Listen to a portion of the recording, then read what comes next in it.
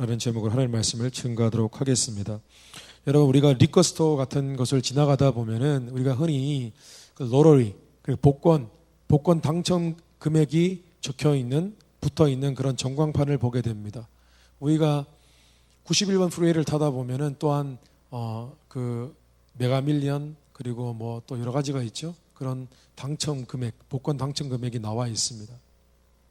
실제로 보통 세 자리가 표시되어 있어요. 그게 100만 단위잖아요. 그죠? 100만 불을 단위인데, 그죠? 100만, 1000만, 억 단위인데, 두 자리일 때는 우리가 눈여겨보지 않습니다. 그런데 세 자리가 되어지면은 우리의 시선이 돌아가기 시작합니다. 당첨 금액이 굉장히 궁금해지기 시작합니다. 실제로, 세 자리가 되고, 막 거의 세 자리가 막 4자, 5자, 6자로 막 올라가기 시작하면은 평소에 복권을 절대 사지 않는 사람이라 할지라도 그 수치를 보게 됩니다. 최근에 지난 그 금요일까지 그 복권 그 당첨 금액이 제가 알기로는 한 4억 불 정도 되었던 것 같습니다. 100만, 1000만, 억이니까 4억 불, 그죠? 그 정도 되었던 것 같습니다. 계속 올랐어요. 당첨자가 없어가지고. 근데 금요일 날 아마 당첨자가 나온 것 같습니다. 저는 아닙니다, 여러분. 참고로. 예. 누가 여러분 4억 불이나 되는 4억 달러나 되는 돈을 만약에 주겠다고 얘기하면 누가 거절할 사람이 있겠습니까? 여러분 거절하시겠습니까? 나는 그런 거 필요 없습니다. 나는 그런 사람 아니에요. 물질에 연연한 사람이 아니에요. 아니요. 우리 가운데 아무도 그 물질을 거절할 사람이 없을 것입니다. 여러분, 우리가 사는 시대는요, 물질주의의 시대입니다. 물질주의가 무엇입니까? materialism. 물질로 사는 거예요. 우리가 흔히 물질주의라 그러면은 물질 만능주의를 생각합니다. 무엇이든 많을수록, 뭔가 재물이 많을수록 여러 가지를 할 수가 있다. 다 할 수 있다. 그게 물질 만능주의 아닙니까? 그런데 이 materialism, 이 물질주의라는 것은 단순히 물질 만능주의만 이야기하는 것이 아닙니다. 물질주의는 쉽게 얘기하면은 물질이 곧 인생의 목적이 되고 목표가 되어지는 것을 의미합니다. 그래서 쉽게 얘기하면 물질에 살고 물질에 죽는 것이죠. 물질이 내 삶의 이유가 되는 것입니다. 나는 그렇지 않다고요? 아니요. 우리가 눈에 보이는 실제로 존재하는 것들, 그것이 모두 물질들인데 거기에 우리가 집착하며 그것이 우리의 인생의 전부인 줄 알고 그렇게 살아간다는 것입니다. 안타깝게도 이런 경향은요, 단순히 하나님을 믿지 않는 사람들에게만 있는 것이 아니라 이런 물질주의적인 사고방식은 또 물질주의적인 것을 쫓아 추구하는 삶을 사는 것은, 이런 경향은 단순히 믿지 않는 사람들에게만 있는 것이 아니라 믿는 자들에게도 나타나는 경향입니다. 크리스찬들은 이미 물질주의에 어느 정도 프로그래밍 되어 있습니다. 그렇게 살고 있습니다. 물질의 가치를 중요하게 생각하고 그렇게 살아가도록 프로그래밍 되어 있어요. 물질주의적인 삶을 사는 사람들, 그 사람들의 두 가지 전형적인 특징이 있습니다. 하나는 물질의 유무에 따라 인생의 행복과 불행이 결정이 됩니다. 항상 그런 것은 아니라 할지라도 물질이 부족하면 불행을 느낍니다. 곧바로 불행을 느껴요. 물질이 많으면 곧바로 입가에 미소가 번지기 시작합니다. 또 하나 특징이 있습니다. 무엇이냐 하면은 영적인 가치, 보다 고상하고 중요한 가치들, 그런 가치들을 쉽게 저버리거나 쉽게 잊어버립니다. 그런 가치들을 추구하는 것을 피하게 됩니다. 여러분 생각해 보십시오. 믿는 자들에게, 하나님을 믿는 자들에게 추구해야 할 영적인 가치들이 있지 않습니까? 예배, 말씀, 하나님의 뜻대로 사는 삶, 또한 예수 믿는 자들에게 무엇이 있습니까? 하나님이 우리에게 허락하신 사명이 있지 않습니까? 선한 일들을 해야 되지 않습니까? 그런데 그런 것들을 잊어버리고 살아간다는 것입니다. 그런 것들을 한 번도 깊이 고민해 보지 못하고 살아가다가 인생의 끝을 맞이하게 된다는 것입니다. 결국 물질주의라는 것은요, 여러분, 사람들을 비참하게 만듭니다. 사람들을 하류 인생으로 만듭니다. 하류 인생이 뭡니까? 강물의 상류 하류가 아니라 하류, 퀄리티가 떨어지는 인생을 살게 한다는 것이에요. 오늘 말씀해 보니까, 오늘 말씀은요, 시편 말씀인데, 이 시편 말씀은 우리가 생각하는, 흔히 상상하는 그런 시가 아니라 지혜를 다룬 시, 지혜를 다룬 시편, 지혜의 말씀을 다룬 시편 말씀입니다. 간혹 시편 말씀 150편 전체를 살펴보면은 많은 시들이 있지만은 특별히 다윗이 많이 썼지만은 그 중에서 지혜를 다룬 시가 있어요. 그 중에 하나가 오늘 시편 49편 말씀입니다. 그런데 이 말씀이 오늘 바로 제가 앞서 말씀드린 주제인 이 materialism, 이 물질주의에 관한 말씀이 나와 있습니다. 오늘 말씀 가운데 특별히 1절, 3절, 6절 말씀을 연결지어서 말씀을 이렇게 묵상해 보면은 시편 기자가 무엇을 얘기하고 싶은지가 선명히 떠오르기 시작합니다. 제가 한번 읽어드리겠습니다. 너희 모든 백성들아 이 말을 들으라. 이 세상에 사는 모든 사람들아 귀를 기울이라. 내 입이 지혜의 말을 할 것이고 내 마음의 묵상으로 꿰뚫어 알게 하리라. 모든 사람들아 들으라는 거예요. 부자든 가난한 사람이든 똑똑한 사람이든 덜 배운 사람이든 들어보라는 것입니다. 6절에 자기의 재물을 의지하고 부유함을 자랑하는 자는 아무도 자기의 형제를 구원하지 못하며, 부유함이 재물을 의지하는 것이 아무 소용이 없다는 것입니다. 실제로 성경은 사단이, 마귀가 사람들의 마음을 어지럽게 하여서 그들로 하여금 세상에 만연한 물질주의를 따라가도록 그렇게 만들고 있다고 그렇게 증거하고 있습니다. 에베소서 2장 2절 말씀에 그때 너희가 그 가운데서 행하여 이 세상 풍속을 좇고 공중의 권세 잡은 자를 따랐으니 곧 지금 불순종의 아들들 가운데 역사하는 영이라. 이 세상의 풍속을 쫓게 만드는 마귀 사단의 악한 영들이 있다는 것입니다. 고린도후서 4장 4절에 보니까 그 중에 이 세상의 신은 사단입니다. 악한 영들입니다. 믿지 아니하는 자들의 마음을 혼미케 하여 그리스도의 영광의 복음의 광채가 비치지 못하게 함이니.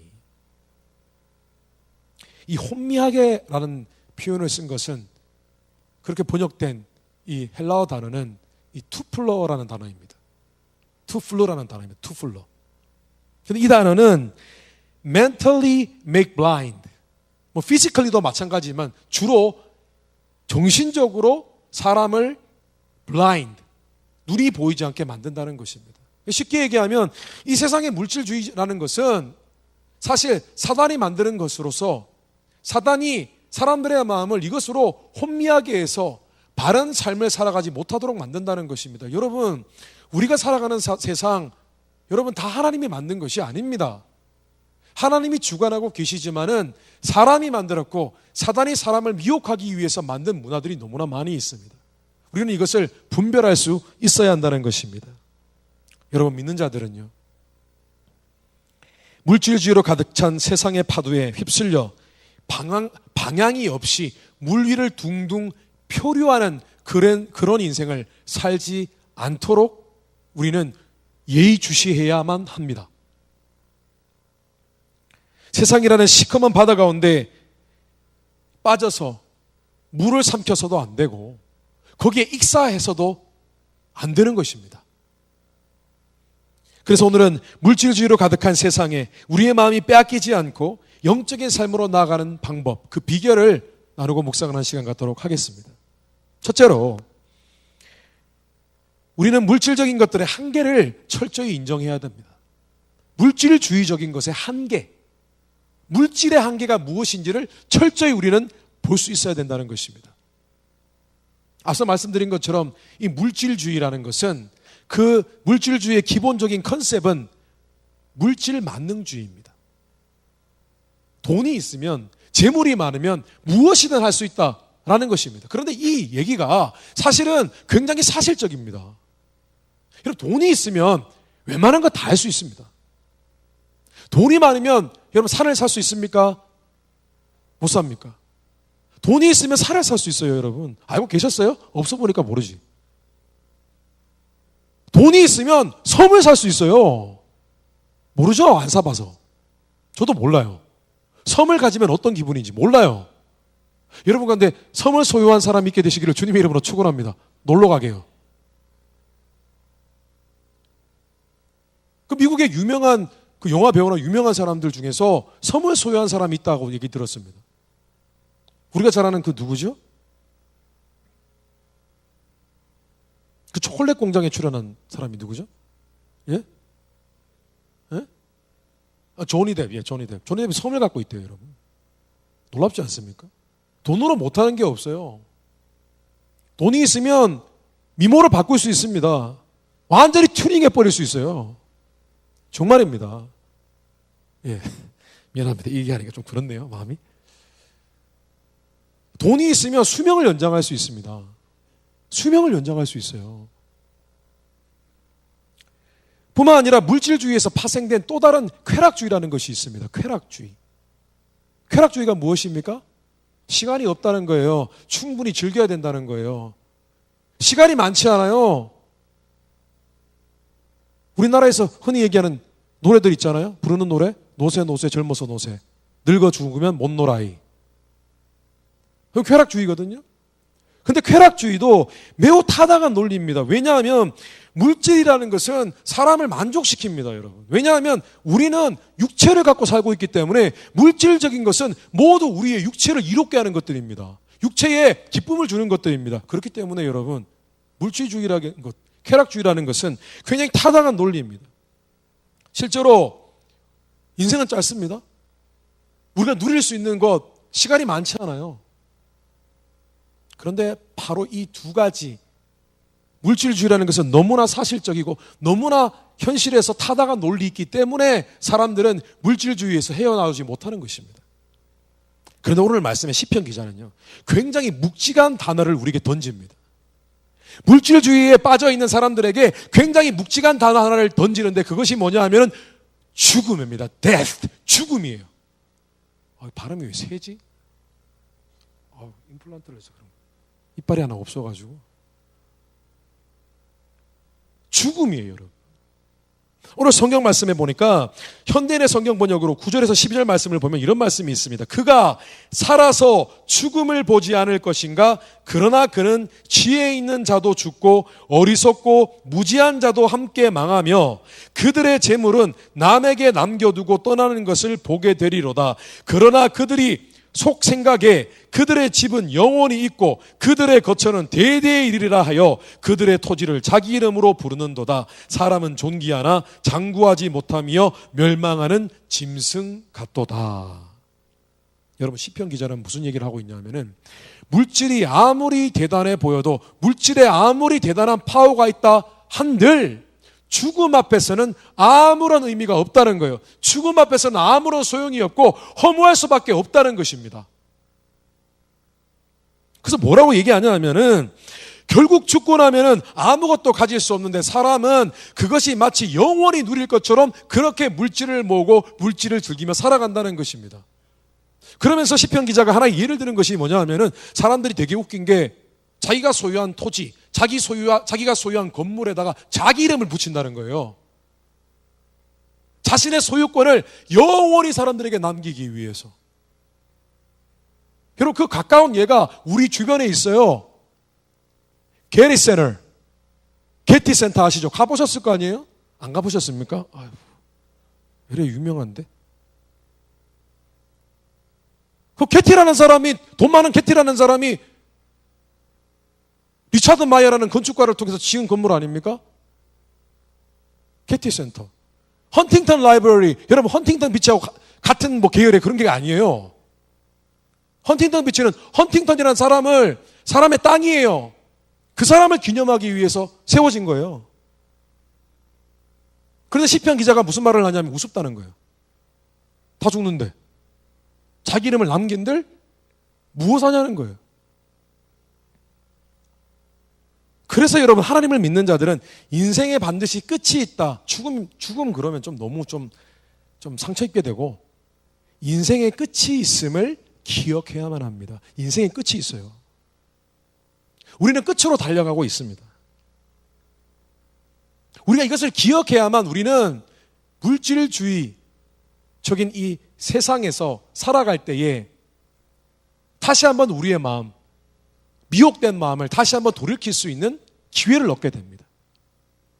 우리가 죽음을 바라봐야만, 우리의 인생의 끝이 있음을 기억해야만 우리는 다시 한번 하나님 앞에 하나님이 내게 주어진 그 인생의 우리가 무엇을 해야 될지를 다시 한번 생각하게 된다는 것입니다. 여러분 잘 아시는 알렉산더 대왕이라는 사람이 있어요. 알렉산더 대왕의 아버지가 필립 왕입니다. 그런데 필립 왕에는 아주 특별한 신하가 있었습니다. 어떤 신하는 요리도 하고 요리하는 신하가 있고, 또 어떤 신하는 자신의 말을 기록하는 그런 서기와 같은 역할을 하는 그런 신하도 있고. 그런데 아무 일도 안 하고 딱 한 가지 일만 하는 그런 신하가 있었습니다. 그 신하가 하는 일이 무엇인 줄 아십니까? 왕이 아침에 일어납니다. 이제 아침에 기상을 합니다. 딱 일어나면은 갑자기 그 신하가 왕 앞에 딱 섭니다.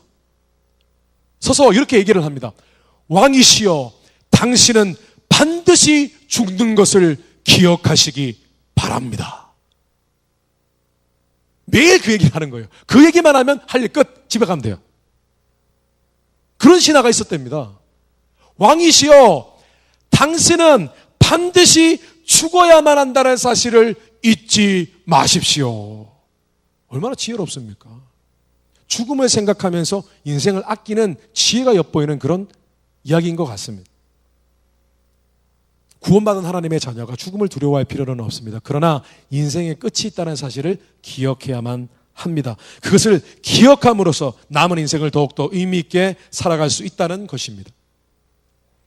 오늘 14절 말씀해 보니까 시편 기자가 죽음에 대해서 또 다른 표현을 하고 있는데 얼마나 이 표현이 심각한지 한번 들어보십시오. 현대인의 성경 번역으로 그들은 양같이 죽기로 작정되었으니 사망이 그들의 목자가 되리라. 죽음이 그들을 질질 끌고 간다는 거예요. 그런데 믿는 자가 살아가다 보면은 우리가 어디 죽음을 생각하고 삽니까? 우리 인생의 끝을 갖고 살아가는 사람은 아무도 없어요. 우리는 너무 세상에 치여서 바쁘게 살아가기 때문에 죽음, 우리 인생의 끝이 무엇인지를 보고 살아가지 않아요. 절대로 그것을 보고 살아가지 않습니다. 그럴 때가 많아요. 대부분은 우리는 영원히 살 것처럼 그렇게 살아갑니다. 그것이 우리의 모습이고 우리의 실체입니다. 그런데 주님께서는 믿는 우리가 정신없이 살아가지 않도록 우리에게 놀라운 상징물을 남기셨습니다. 그것이 뭐냐면 바로 십자가입니다. 십자가예요. 여러분, 십자가가 무슨 의미입니까? 구원요? 예수 그리스도의 보혈로? 아니요. 그 이전에 십자가가 갖고 있는 원래의 의미가 있어요. 십자가가 갖고 있는 원래의 의미가 무엇인 줄 아십니까? 십자가의 원래의 의미는 뭐냐면 죽음이에요. 어떤 죽음? 이 땅에 있는 물질주의에 가득한 이 땅에서 우리의 육체적인 욕심만 추구하며 살다가 죄만 많이 짓다가 결국은 죽는 인생의 종착역, 그 종착역을 상징하는 것이 십자가예요, 여러분. 그 인생을, 그 망할 수밖에 없는 인생을 예수님께서 십자가에 달리셔서 그 인생, 우리의 그런 바보 같은 인생, 세상에 젖어 사는 인생, 물질주의로 그냥 가득 차서 그렇게 머릿속에 가득 찬 상태로 사는 인생을 예수님께서 그 인생을 막아 주시기 위해서 십자가에 달려 돌아가신 거예요.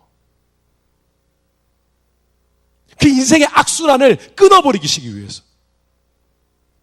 단순히 십자가가 우리를 구원케 하기 위함이 아니에요. 그것을 보여주심으로써, 골고다 언덕에서 보여주심으로써 그것을 통해서 너희가 기억하라는 것이에요. 사실 너희는 저기 달려 죽었어야 했다는 거예요. 너희들의 인생의 악순환은 뭐냐? 평생을 눈에 보이는 것만 찾고, 눈에 보이는 것, 내 육체를 즐겁게 하는 것만 쫓다가 바보같이 죄만 열심히 짓다가 그렇게 어느 날 갑자기 죽음을 맞이하고 심판받는 거. 그게 너희들의 인생이라는 거예요. 그 인생의 종착역을, 그게 인생의 그 불운, 이 불행한 모습, 그것의 종지부를 찍기 위해서 예수님께서 우리를 위하여 십자가에 달려 돌아가셨다는 거예요. 그걸 기억하고 살아라는 거예요.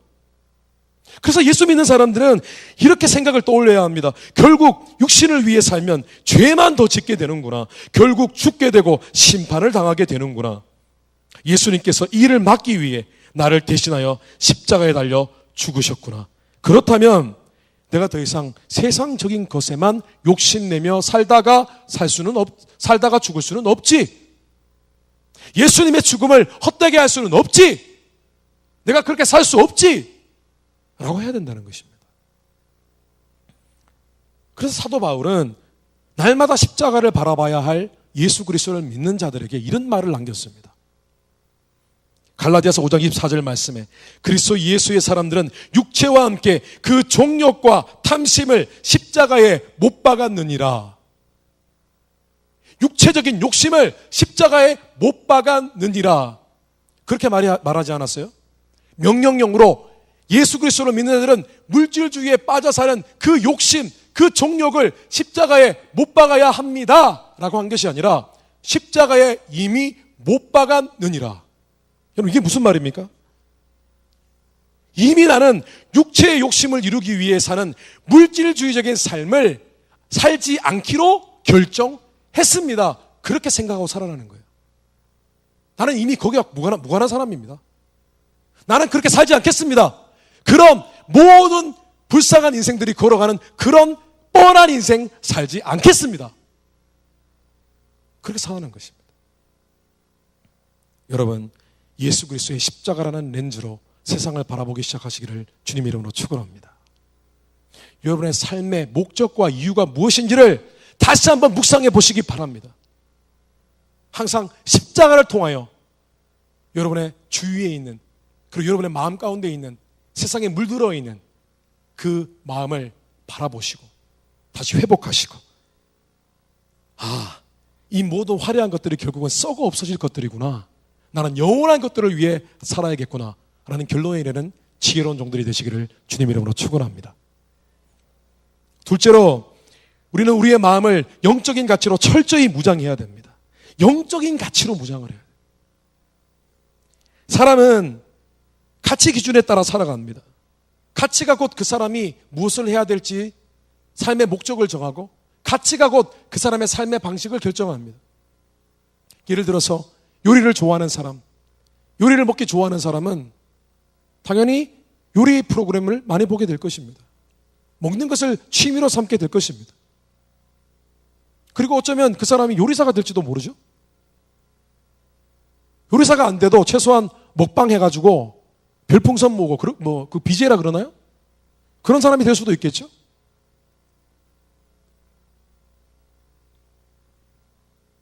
근데 오늘 우리는요, 물질주의가 만들어 놓은 그런 이상한 가치들을 추구하며 살아갑니다. 여러분, 물질주의가, 이 머티리얼리즘이 갖고 있는 두 가지 가치, 사람들에게 계속 강요하고 있는 두 가지 가치가 뭔 줄 아십니까? 하나는 편리함, 또 하나는 풍족함, 이 두 가지입니다. 세상은요, 계속해서 우리에게 편리한 것이 더 좋다고 가르치고 있습니다. 그것을 강요하고 있습니다. 너희가 더 편리한 삶을 살아야 돼 라고 강요하고 있습니다. 단순한 예를 들어볼까요? 여러분, 셀폰 계속해서 업그레이드 됩니다. 매년 업그레이드 됩니다. 그런데 여러분, 기능상의 차이가 별로 없다는 걸 여러분 알고 계시죠? 그런데 계속 바꾸시죠. 부모가 되어보세요. 바꿀 수 없습니다. 자녀를 바꿔줘야 되기 때문에 우리는 꼭 4년씩 써야 되고, 참 슬픕니다. 여러분 잘 아시다시피 아이폰 7이 나왔습니다. 6인가요? 7인가요? 치명적인 실수를 했어요, 애플이. 이어폰을 꽂는 곳하고 배터리 차징하는 곳하고 같아요. 굉장히 불편해졌어요. 맞습니까? 몰랐어요, 여러분? 안 써보니 아나. 불편해졌어요. 그런데 사람들은요, 사요. 조금 더 나아 보일까, 좀 더 편리해 보일까 싶어서. 풍족함도 마찬가지입니다. 세상은 계속해서 풍족한 것, 다다익선, 많은 것이 더 좋다라고 계속해서 가르치고 있어요. 많은 것이 좋다, 더 좋은 것을 누리는 것이 좋다, 그렇게 가르치고 있습니다. 제가 아는 어떤 부모님이요, 아이가 공부를 열심히 하기 위해서 동기부여를 주고 싶었어요. 이 아이를 더 공부 열심히 하게끔 만들 수 있지 않을까. 그런데 어느 날 기회가 왔어요. 아이가 아빠한테 질문을 했어요. 아빠, 우리 있는 차 팔고 포르쉐 사면 안 돼? 실제 있었던 일입니다. 포르쉐 사면 안 돼? 차? 그때 아빠가 때는 이때다. 아빠의 차가 BMW였거든요. 포르쉐가 더 비싸지 않습니까? 아빠가 아이에게 딱 붙잡고 잠깐 앉아봐라. 나 너에게 정말 간곡히 해줄 말이 있다. 앉혔어요. 아빠가 아이에게 얘기합니다. 얘야, BMW, 포르쉐가 더 비싸지? 아빠도 무리하면 포르쉐 살 수 있어. 재정적으로 조금만 무리하면 살 수가 있어. 그런데 아빠는 이 5년 된 BMW를 타고 다녀야 돼. 포르쉐 살 수 없어. 왜냐하면 너 앞으로 대학 보내고 유학 보내려면 아빠 돈을 더 모아야 돼. 얘야, 너 아빠가 지금 이 정도 사는 거? 너 만약에 아빠보다 공부 더 열심히 하지 않고 아빠보다 더 잘 되지 않으면 네가 지금 누리고 있는 것도 너는 누리지 못해. 이거 충격을 받았어요. 나는 아빠가 갖고 있는 것 아주 쉬운 것이라고 생각하고 당연하다고 생각하고 누리고 있었는데 더 나은 것을 누리기 위해서는 아빠보다 돈을 더 벌어야 하고 더 나아져야 되네? 라는 것을 충격을 먹은 거예요. 그때부터 아이가 공부를 열심히 해요. 여러분, 세속적인 가치도 사람을 바꿀 수 있어요. 이거 실제 있었던 얘기입니다. 아이가 열심히 공부해요. 그 얘기를 듣고 포르쉐를 사기 위해서.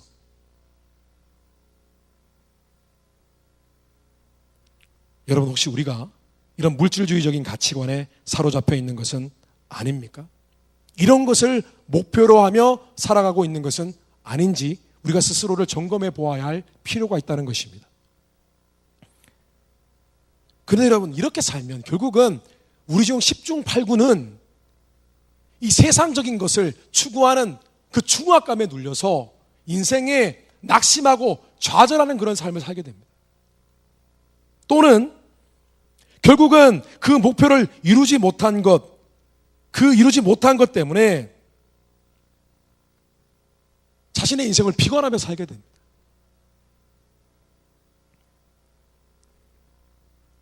여러분, 우리가 이미 이 물질적인 세계관 그리고 그 속에 있는 이 편리함과 풍족함이라는 가치관 속에 이미 세뇌가 되었어요. 그렇기 때문에 우리는 물질주의에서 벗어날 수가 없는 것입니다. 그런데 오늘 성경 말씀에 보니까 놀라운 말씀을 하고 있어요. 시편 기자가 놀라운 말씀을 하고 있는데 무엇을 얘기하냐면은 이 세상의 물질주의적인 가치관이라는 이 쓰나미에 맞서기 위해서, 우리를 어지럽히는 이 물질주의에 맞서기 위해서 놀라운 가치 하나를 꺼내놓게 됩니다. 정말 놀라운 가치, 우리가 꼭 붙들어야만 한 가치에 대해서 말씀하고 있습니다. 그것이 무엇이냐면 바로 예수 그리스도의 십자가의 구원이라는 영혼 구원의 가치예요. 영혼 구원의 가치. 오늘 말씀에 보니까요, 7절, 8절 그리고 15절 말씀에서 시편 기자는 정말 놀라운 말씀을 전해주고 있습니다. 7절, 8절 현대인의 성경 번역에 이런 말씀이 있습니다. 아무도 자기 형제를 구원하지 못하며 그를 위한 속전을 하나님께 바치지도 못할 것은 그들의 생명을 속량하는 값이 너무 엄청나서 영원히 마련하지 못할 것임이니라. 원래 시편 기자가 이 말을 할 때 의도는 뭐냐면은 제가 앞서 말씀드린 것처럼 죽음에 대해서 강조하기 위해서 얘기를 했어요. 사람이 죽지 않습니까? 죽으면은 그 형제도 그 죽음에서 벗어나게 하기 위해서 그에게 생명을 대신 지불할 수 없습니다. 절대로 죽음은 막을 수 없습니다. 그 얘기를 하려고 한 것입니다. 그런데 15절에 시편 기자가 이런 얘기를 합니다. 하나님을 믿는 자들은 그렇지 않다. 생명의 값을 지불받아 그 영혼이 이미 구원을 받았다. 이렇게 얘기를 합니다. 결국은 시편 기자의 말이 단순히 죽음을 얘기하는 말이 아니라 예수 그리스도의 십자가의 대속, 십자가의 구원을 예표하는 계시적인 예언이 되어버리고 말았어요. 그 오늘 말씀은 무슨 얘기냐면은 하나님께서 예수 그리스도를 믿는 자들에게 놀라운 일을 행하셨다는 거예요. 다 죽어야 될 사람들을 하나님께서 그들과 예수 그리스도의 생명과 맞바꾸셔서 우리에게 구원을 주셨다는 거예요. 여러분, 예수 믿는 자들은요, 놀라운 가치를 지니고 있는 사람들입니다. 우리가 구원받았어요? 무슨 구원인 줄 아세요? 예수 그리스도의 목숨과 맞바꾼 그 가치를 담은 구원, 그 구원을 받는 자들이 우리라는 것이에요. 오늘 말씀해 보니까 생명을 속량하는 값이라는 표현이 있어요. 속량이 뭐냐 하면은 영어로 redemption이에요. 이 말은 전적으로 예수님에 관한 말씀이고 예수님의 구원에 관한 말씀이에요. 에베소서 1장 7절 말씀해 보니까 우리는 그리스도 안에서 그의 은혜의 풍성함을 따라 그의 피로 말미암아 속량 곧 죄 사함을 받았느니라. 골로새서 1장 14절 말씀에 그 아들 안에서 우리가 속량 곧 죄 사함을 얻었도다. 속량이라는 것은 죽음과 심판 아래 있는 영혼들을 예수님께서 자신의 핏값을 대신 지불하셔서 그들을 다시 되찾아오셨다는 것을 의미하는 것입니다. 여러분, 우리는 그 생명의 가치를 우리가 갖고 있어요. 우리가 십자가를 바라볼 때에 죽음을 기억해야 되지만 동시에 또한 기억해야 될 것은 십자가에 있는 그 예수 그리스도의 생명의 가치, 그 가치로 구원받은 우리는 그 가치 안에 살고 있다는 사실을 우리는 기억해야 된다는 것입니다. 여러분, 우리는 예수 그리스도의 생명과 맞바꾼 그 귀한 가치, 도저히 측량할 수 없는 가치, immeasurable value, 도저히 측정할 수 없는 그 가치를 보았고 그 가치를 갖고 있는 자들입니다. 그래서 낙심할 수 없어요. 세상에 살아가면서 세상은 다른 가치를 추구하며 기쁘게 살아갑니다. 그런데 그 가치가 없다고, 그 가치를 다 이루지 못했다고, 그 가치를 충분히 우리가 성취하지 못했다고 우리가 낙심할 필요가 없는 거예요. 우리는 이 땅에서 발견할 수 없는 가치를 갖고 있는 사람들이에요. 기뻐하십시오. 아멘? 여러분이 지금 젊지만 충분히 이루지 못했다 할지라도, 여러분이 정말 목표했던 것 다 해내지 못했다 할지라도 여러분 기뻐하십시오. 기뻐하십시오. 여러분의 꿈을 다 이루지 못했다 할지라도 감사하십시오. 안 먹어도 배부르다라는 말처럼 하나님 자녀된 존재의 가치만으로도 우리는 하나님 앞에 기뻐할 수 있어야 합니다. 하나님 안에서 기뻐할 수 있어야 합니다. 주 안에서 항상 기뻐하라. 내가 다시 말하노니 기뻐하라. 뿐만 아니라 우리는 우리를 속량하신 예수 그리스도의 십자가의 구원이라는 영적 가치 속에서 더 많은 귀한 영적 가치들을 발견해야 합니다. 그 가치들이 무엇입니까? 전도, 선교, 나눔, 구제, 헌신, 섬김, 이런 귀한 영적인 가치들입니다. 세상은요, 가치 창출이다 뭐다, 이런 가치 창출을 해야 사람들을 유혹하고 더 많이 돈을 번다, 막 이런저런 얘기를 합니다. 그러나 우리가 그런 가치들을 따라갈 때에 세상에서 만들어 놓은 그 가치 창출했던 가치들을 따라가다 보면 우리는 결국은 하나님이 궁극적으로 우리의 삶에 계획하신 그 삶을 살 수 없게 됩니다. 저는 최근에 지난 금요일 날 울타리 선교회에서 주최하는 그런 콘서트, 디즈니홀에서 했어요. 디즈니홀 굉장히 좋은 콘서트장에 디즈니홀에서 하는 그런 콘서트를 보았습니다. 아마 여기 계신 분들 중에서 몇몇 분들도 아마 거기 가보셨을 거예요. 갔는데 너무너무 좋았습니다. 음악회가 참 좋았어요. 물론 도네이션을 받기 위한 그런 음악회였습니다. 콰이어 그리고 솔로로 노래를 부르는 그런 성악가들, 너무나 좋은 시간이었습니다. 특별히 가수 박정현도 나왔어요.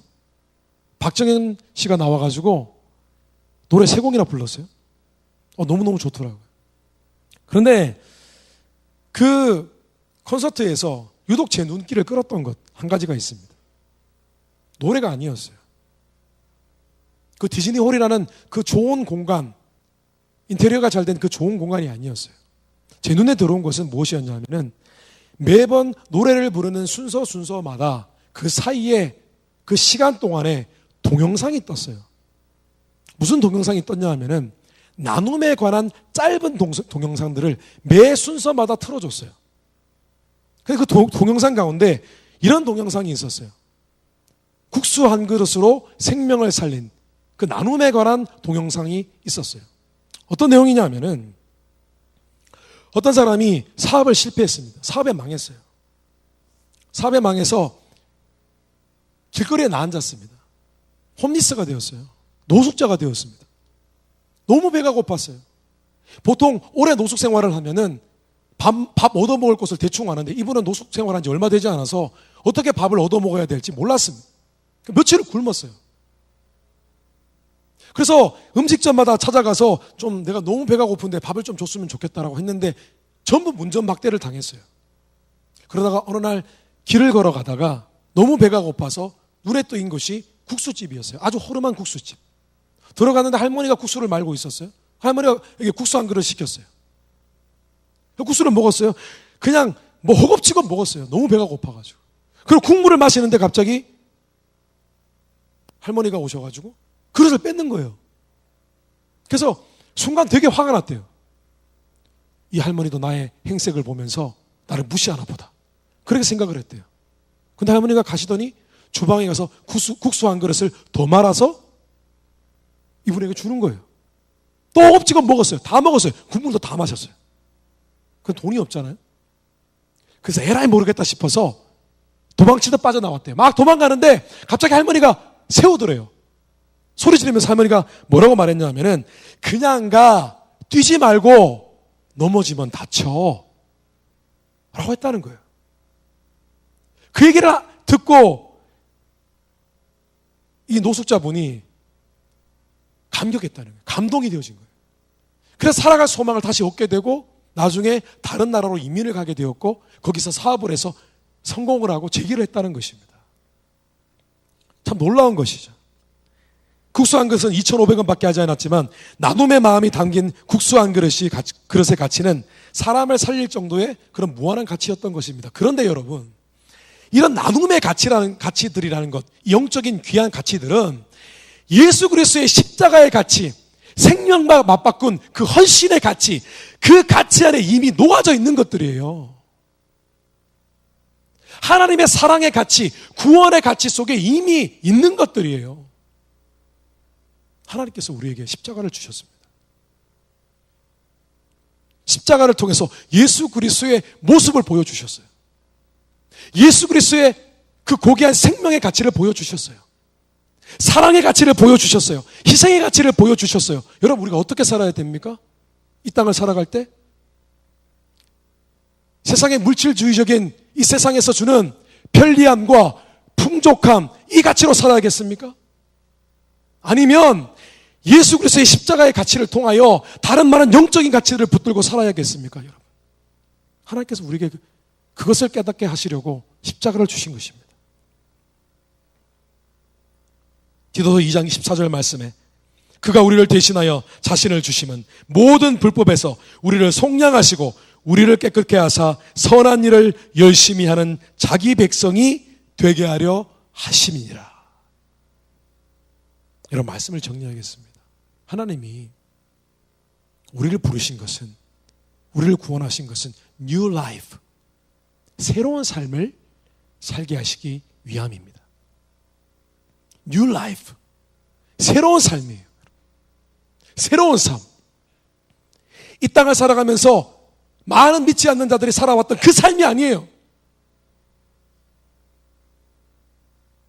여러분, 우리의 삶은 뭔가 다르고 대단하고 독특할 것 같습니까? 모든 인생들이 살다가 죽어버렸던 그 인생을 우리가 지금 살고 있는 거예요. 그런데 주님께서 십자가의 구원을 통하여 우리에게, 그 상징을 통하여 우리에게 그거 아니다, 내가 너희들에게 주는 삶은 그런 삶 아니다, 벗어나라 라고 말씀하신 것입니다. 여러분, 예수 그리스도의 십자가를 바라보십시오. 그래야만 합니다. 세상의 물질주의는 우리로 하여금 새로운 생명, 새로운 삶을 살지 못하도록 하고 있습니다. 아닙니다. 십자가를 바라봐야 합니다. 십자가를 바라보며 우리가 잘못하다가는 결국은 육체를 위해 살게 되고 그러다가 죄만 짓다가 죽을 수밖에 없는 인생이라는 것을 기억해야만 합니다. 우리가 십자가를 바라보면서 생명의 고귀한 가치, 영혼 구원의 가치, 그 가치를 통하여 많은 영적인 가치들을 붙들 수 있어야만 합니다. 여러분, 그렇게 살게 되실 때 이 땅에서 여전히 구별되고 모든 사람이 살아갔던 그 쓸데없는 인생, 하찮은 인생이 아니라 여러분, 고귀하고 존귀한 그런 인생을 살게 되시기를 주님의 이름으로 축원합니다. 다시 기도하겠습니다.